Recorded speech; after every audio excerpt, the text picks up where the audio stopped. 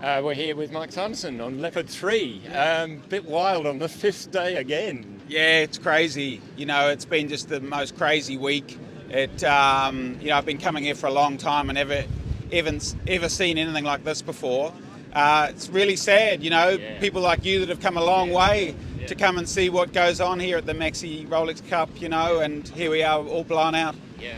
Tell us a bit about it, because inevitably there's some conversation about the fact that some of you like Leopard, Scallywag and others could probably be heading out in maybe 25 pluses and be quite happy with that, and then for a lot of the others it's not, so it makes it difficult to manage, doesn't it? Yeah, and I think, we've always got to be careful talking about wind speed, because often, it's more sea state related than it is wind speed.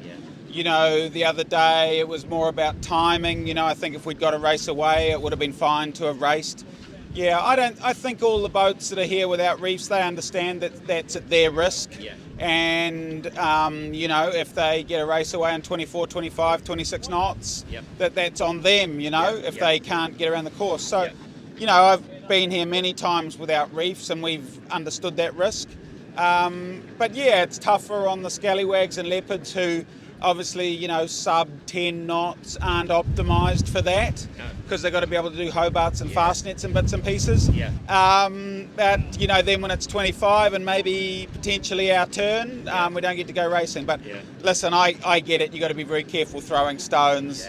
Could just as easily be us that has a breakdown.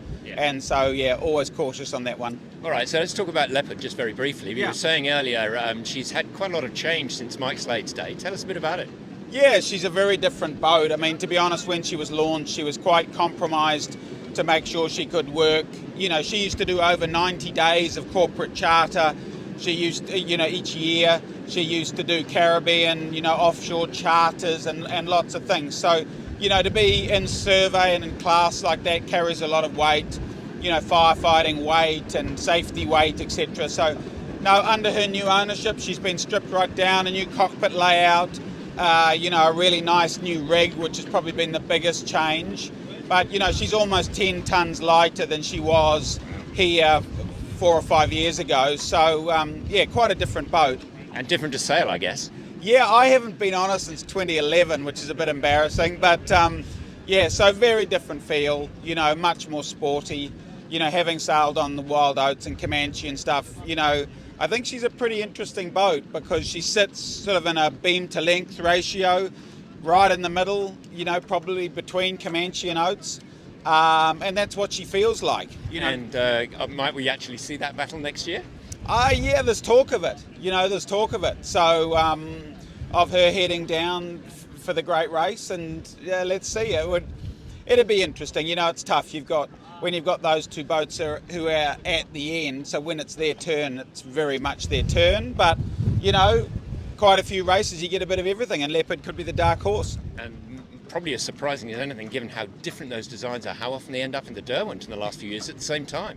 Yeah, well, exactly. That's as we all know, though, it doesn't really matter what your lead is going into the Derwent. It still can all be to play for in the river. So, that's all good. That's part of it. It's a bit like having a reef or no reef here. Yeah, absolutely. And finally, for you, what's next for you? I'm going up to Barcelona for a few days to check in with the guys, and then next for me is ORC Worlds on Mente in Newport, Rhode Island. So looking forward to that. Great. Thanks very much, Mike. Good to see you. Great to have you here.